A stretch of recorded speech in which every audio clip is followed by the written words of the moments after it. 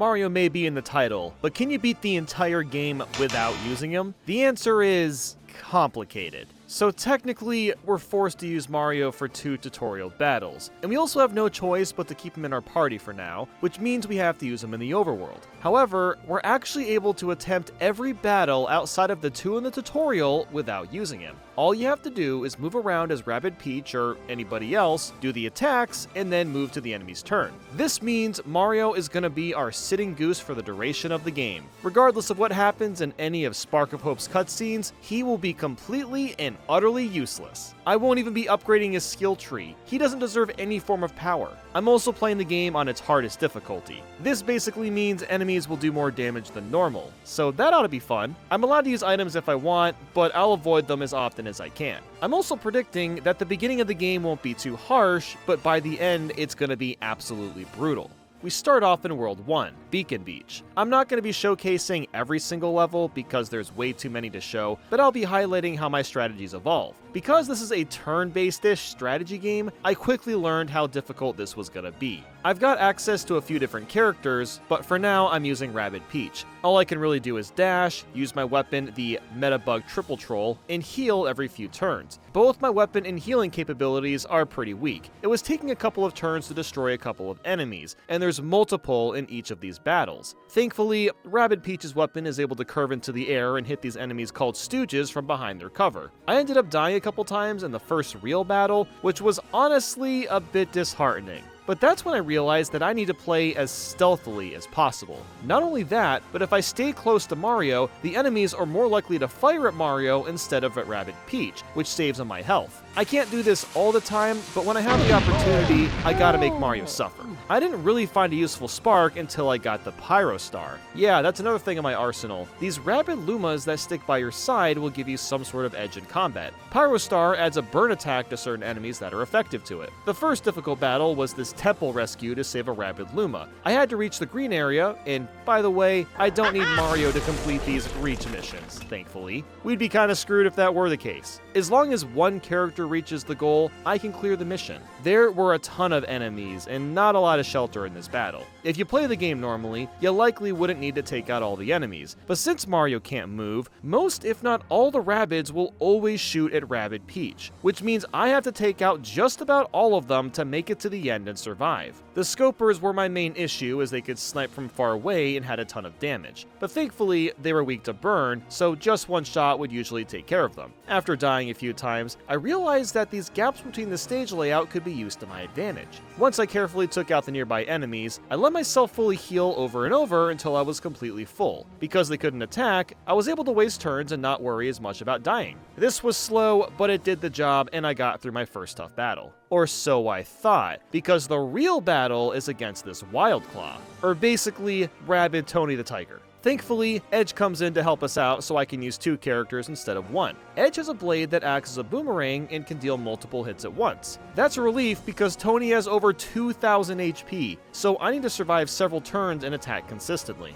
Even with Rabbid Peach's ability to heal the both of us, we weren't coming close to defeating Wild Claw. The issue is that every time you hit him, he moves forward a tiny bit, and when it's the enemy's turn, he'll move forward then too. And if you're in range to get hit, you can kiss 70 to 90% of your health goodbye. Wildcat is absurdly strong. So I had to make sure that Rabbid Peach and Edge were not only far enough away, but also in cover from most of the other Stooges. After a few battles, I kept losing because Rabbid Peach does not serve enough damage, but thankfully, we're able to swap out characters in between battles, so I decided to try Rabbid Mario since he could dish more damage. Which he did, but he's a close-range fighter, which is a huge problem for someone like Wildcat. But I still had Mario as a decoy, and this was actually huge. Rabbid Mario and Edge moved so far away from Wildcat that he was closer to Mario, which for one turn lured him towards Mario. This one move saved the entire battle. Because of this, I was able to get an extra hit in with my blade without Wildcat hitting me. At this point, Mario and Rabbid Mario died, and Wildcat had almost 900 health left. This means that I had to survive at least 3 more turns, since I deal around 300-ish damage and I still had plenty of health left.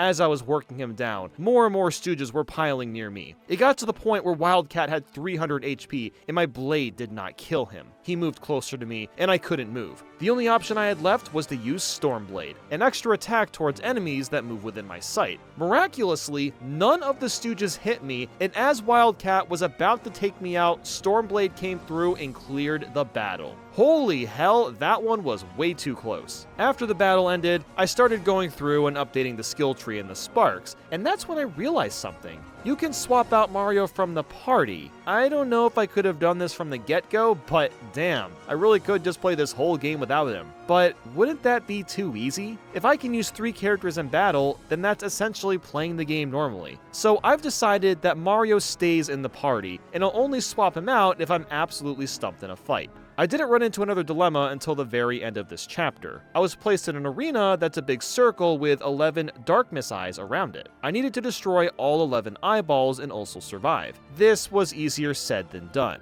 My first attempt at it was to split Edge and Luigi up. This was so the enemies wouldn't all clump together. Unfortunately, that didn't work at all because Edge was getting annihilated by the Flamin' Stooges. These guys are a pain in the ass because they always deal fire damage to your character unless you have a specific spark to prevent running around like an idiot. So I tried the fight again and kept Edge and Luigi together. I was more concerned with taking out the bad guys first before the eyeballs, but that only worked for so long. The stupid portal things will eventually spawn way out of your reach, and there's only so much you can do. I got 9 of the 11 eyeballs and ended up losing. Luigi was putting in all the work. Edge was just about as bad as Mario because the blade wasn't strong enough to take the baddies out quickly. I probably should have looked for another long-range fighter, but I said screw it and pulled out Rabbid Mario. While he was taking hits almost every turn, he had so much health that it didn't matter that much. I was able to take out multiple enemies in one hit, which was paying off big time. The only downside was this took longer since he could barely hit any of the eyes. So Rabbid Mario would take out the enemies, and Luigi would follow from behind, sniping the eyes. When it got down to the end, I got a little lucky. The next portal spawned so far away from us that half the enemies went towards Mario. This meant I had slightly less enemies to take out, which also meant I was going to survive slightly longer. I was so desperate to get rid of the Flamin' Stooges that Rabbid Mario was going full kamikaze by the end. If I could take out a couple enemies, I would, even if I was completely vulnerable. But next thing I knew, there were 2 eyeballs left, and Luigi had next to no health. He ran up this bridge and hid behind the box. I had to pray that Steely Stare would keep me alive because hitting these last 2 eyeballs was now or never. Steely Stare didn't activate, I got hit by a Stooge, and I just barely survived. Because of that, I managed to hit the last eyeball and beat the level. We have officially completed Chapter 1 without using Mario. If that was considered a close call, I can only imagine what's down the road. Next up is Pristine Peaks. Not even 20 minutes in, and I'm already stuck. This isn't even a major battle. The issue is the amount of Flamin' Stooges and Lone Wolves. The Lone Wolf sucks so much. They have a keen eye and can easily hit you if you move into the radius at any point, even when you're just planning your turn out. That combined with the Flamin' Stooges makes it really easy to run into their paths. Every attack does so much damage. Coming up with a strategy is so difficult because one wrong move messes up everything. Rabbid Mario was not going to work out because his attacks weren't killing enemies in one hit, and that's with Aquanox equipped, which is super effective against the Flamin' Stooges. So I tried it with Edge, and while I could avoid getting hit for slightly longer, I wasn't taking out the Flamin' Stooges fast enough. They always managed to hit me, which would lead to several chain hits. And that's when I discovered the best character in the game.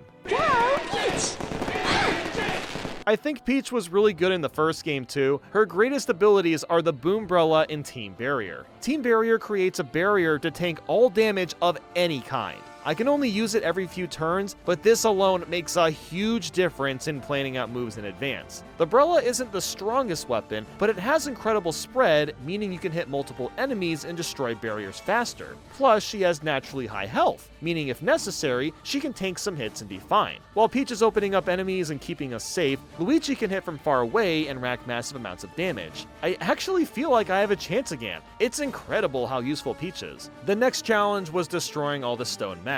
It took about 30 minutes, but with this pairing, it really wasn't that hard. At this point, we also unlocked the ability to hold on to 2 Rabid Lumas at the same time, so I gave Luigi Pyrostar and Aquanox so he could do heavy damage to all the enemies on screen. The Bob-Ombs would normally have been a problem, but Peach could easily take them all out in one hit, plus hit other enemies in its radius. And everything was moving smoothly until we got to the final boss, Midnight. This is the first time that I've officially felt stumped on what to do. While we get access to Rabbid Rosalina for the first time, as well as her ability Ennui, which freezes all enemies nearby for a turn, it just wasn't enough. I really feel like I need all 4 characters for this one, especially since I'm on the hardest difficulty. The squashers don't do that much damage, but there's tons of them to avoid. I can only refresh my specials so many times to block or evade attacks. No matter what I tried, I was gonna get hit a bunch. And guess what? When you beat Midnight, that's only the first of 3 phases. The second phase has got a lot of bob-oms, but the lone wolves are an absolute nightmare. I even went out of my way to leave the palace and level up one more time, and even then, it didn't make much of a difference. I don't want to tone down the difficulty at all, so it feels like my only option is to get rid of Mario entirely so I can use 4 characters. But before doing that, I went to bed as I've been playing the entire day and needed some rest. I wanted to at least try some other character combinations. So it's day 2, and I'm replacing Peach with Edge so I can do more damage. I also didn't realize I could give Rabbid Rosalina sparks and upgrade her skill tree, so I did that and it helped a little bit. However, I was running into the same issues. Midnight does a ludicrous amount of damage. After experimenting a bunch, I found what I'd almost consider to be an exploit. Everyone died except Rabbid Rosalina, and I managed to get to the second phase at the very top. For whatever reason, Midnight would rarely shoot at me, and the lone wolves never got close enough to attack. Even when they were on high alert, I could just walk by them or use the Ethering Luma, which allowed me to be invisible for 1 turn. With this, I actually managed to get to the final phase, but there was nothing I could do.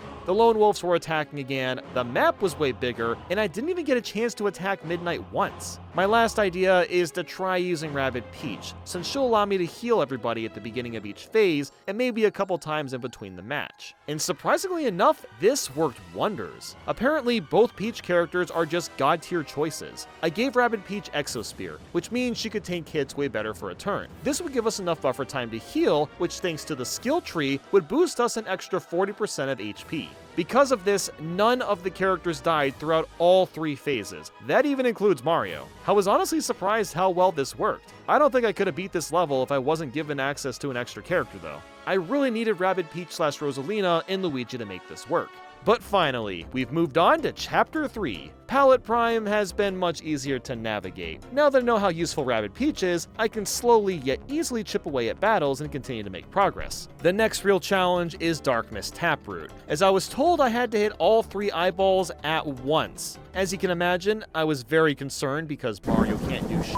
But thankfully, Rabbid Mario is able to hit all 3 with his weapon at the same time. After surviving 5 rounds pretty easily, I discovered there was a second phase with 3 more taproots, and I didn't have a single good spark on Rabbid Mario, which meant this was gonna be tough. I ended up failing the first attempt because I had no way to protect myself from the ghostly walkers. They deal massive damage, and if you're close to them, create a gust wave that flings you back. The only reason I got through this level was because of Rabbid Peach, honestly. I kept her and Rabbid Mario close together the entire time, and very slowly took out taproots one by one. By the time I got to the third one, I had no idea if I was gonna make it because Rabbid Peach was too far away to be healed, and Rabbid Mario was 1 turn away from reaching the last taproot. Even being surrounded by the ghostly walkers, I was lucky to get pushed into the crevice and had loads of health to tank through the hits. I mean, look at the outline. I was maybe a couple units away from not being able to complete this level. The amount of close calls that have happened in this challenge have been insane. And things were not getting any better. Next, I ran into these new enemies called the Depleters. They drain your health and take it as their own. I think that's enough said. On my first attempt, I had to painstakingly maneuver my way around the map, only to lose after 30 minutes. So after a couple more tries, I switched up the sparks and found one for Rabbid Mario that would take out a Depleter in 1 try with some assistance from Rabbid Peach. At this point, the rest of Chapter 3 was pretty easy. The bedrock just requires you to walk around the stage and lure her towards these explosives, so with Rabbid Peach healing us periodically, I got through it with ease. But now begins Chapter 4, Terra Flora. All was good until I got to the Wiggler fight. Oh dear God, what on earth am I supposed to do? I have to hit 16 Dark Messiahs this time, but now with some fun twists. This must be done in 12 turns. Wiggler randomly moves around the train every turn, so you may not get a chance to hit any eyes, and the enemies are all obnoxious. I have tried several different characters, sparks, and strategies, and the best I got was like 5 or 6 eyes in 5 turns. Even with all 3 characters, this would be tough. The users suck because they'll randomly block you from using your main attack or specials, meaning it's easy to miss an opportunity to hit the eyeballs. And of course, there's Sea Stooges, which inflict splash damage, making it so you can fly around the map. I figured that Rabbid Luigi would make the most sense to use considering he can hit multiple eyes at once. And that's true until about turn 2 or 3. All hell breaks loose every time, and I have no idea what can be done to avoid all the status changes. But since this is a strategy game, there's always other options. I just needed to use Bowser and better sparks. I didn't realize his Bowzooker could hit multiple targets at once, so by going invisible every 2 turns, I was able to hit all the eyes with both characters. But honestly, the fact that Illuma lets you be invisible just might make it the best spark in the game, at least from what I've seen so far, because the rest of Chapter 4 wasn't that difficult. The last level where I needed to destroy 3 darkness dams wasn't even that bad. I just kept going invisible as Bowser, and Rabbid Rosalina was a decoy for a couple of the enemies. So that means we're already at Chapter 5, Barrendel Mesa. Things started off in a bad turn. I had to take out these 5 Riptides. These beasts have 5,577 HP. Are you goddamn kidding me? Once again, I have no idea how I'm supposed to approach this. There's almost no coverage anywhere, and if you do manage to avoid the Riptide's attacks, which do an average of 2,000 damage per hit, the Scopers spawn in constantly, dealing around 1,000 damage. Close range characters would be the best idea since they deal the most damage, and there's electric barrels in a few spots that damage the Riptides pretty well. But good luck surviving as someone like Rabbid, Mario, or Peach. Even when you shoot an electric charged shot with a barrel, it doesn't kill them in one hit. You have to do this at least 2 or 3 times, and this would have been fine if I could use a third character to focus on taking out the Scopers, but no! Mario's useless! Look, I was at this level for an hour with no luck. The only thing I can think of doing at this point is stocking up on more items. So that's what I did. I went to some older worlds to farm for coins and also leveled up one more time. And then, after another hour, I finally figured out a strategy. I'm not even kidding. This one battle took a few hours total when it should have been like 5 minutes. And you want to know what my epic strategy was?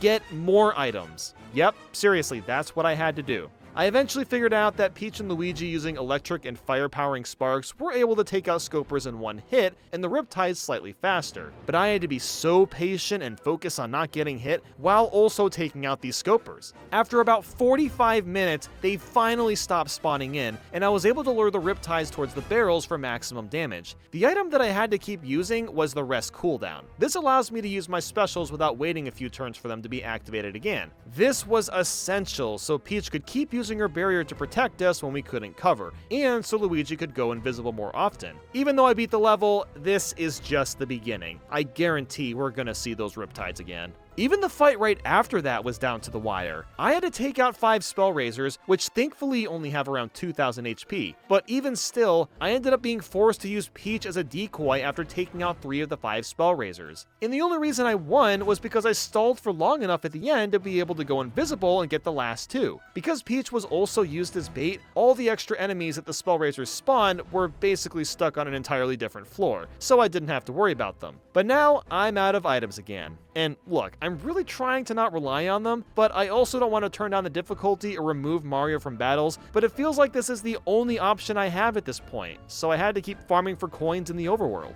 But then came the boss battle against Daphne. This has to be one of the jankiest and strangest bosses I've encountered in terms of finding a way to cheese it. So like Midnight, there's 3 phases to get through. The first one is actually pretty easy. You just need to take cover every turn because Daphne's blasts do a boatload of damage and destroy most blocks in one hit. I took cover on the right and got through it pretty easily. The second phase also wasn't too bad. I used a couple items to be able to move farther as Luigi, but once I got behind Daphne, I was basically good to go. Peach turned into a sacrifice seeing as her health was low anyway and wasn't going to reach Daphne. But then there's the third phase. I am blown away at the bizarre exploit I found to clear this. I took one look at this level and said to myself, how the f am I gonna get up there with just Luigi? Peach was so low on health at this point that she was virtually useless, and I didn't have any items left. It is a damn good thing I had the invisible Luma on me, because I used that thing for dear life. I managed to get on top somehow, and that's when I instantly won.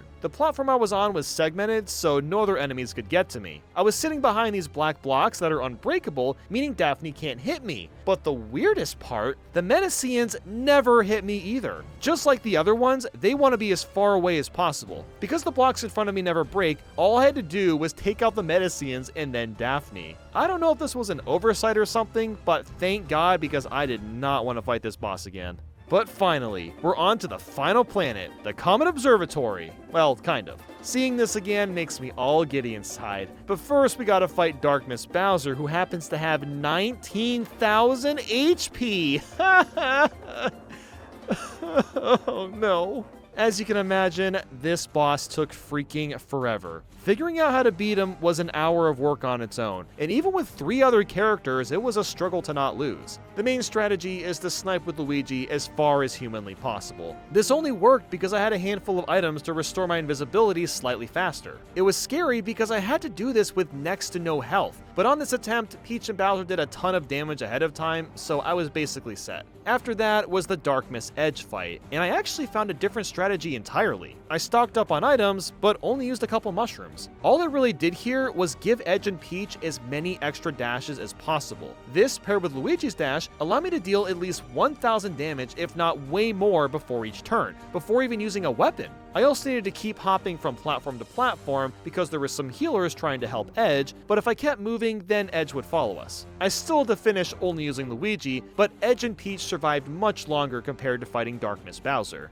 But now comes the final boss, Cursa. What makes this boss really cool is that you use every character in the game in groups of 3, so that doesn't really make the fight any harder than it would have been. After defeating the hands, although the game calls them arms, you move on to Cursa itself. If you lose an entire team, you have to start the phase all over again, so that makes this kind of difficult. But honestly, the way each group was set up made this more than possible. With Rabbid Rosalina, I needed to keep using Ennui to freeze the opponents, and then just take cover and fire away at Cursa. Luigi has invisibility, so I can solely focus on long-range shots to deal heavy damage. It was just the last group that wasn't as useful. Bowser, Rabbid, Peach, and Edge just needed to survive, so I was just attacking the enemies and nothing else. Once getting through that, the final phase is slightly tougher. You're supposed to hit the star at the front of each platform enough times to charge Rosalina. She needs to fully charge 3 times to beat Cursa once and for all. While this is possible, it's not easy to cover up and avoid taking damage. I spent an entire hour on just this one phase to ensure that I wouldn't lose. But next thing I knew, the ending cutscene began, which proves that Mario plus Rabbids Sparks of Hope can be completed without using Mario. You know what I liked about this challenge? I actually needed to use every character. When I played the first game 5 years ago, I don't think I ever used Rabbid Mario or Rabbid Luigi because I didn't need to. But that wasn't the case for this, and I think that on its own is pretty cool. Well, except for Mario, no one cares about him. But that's gonna do it for today. Thank you for watching, and I'll speak with you soon.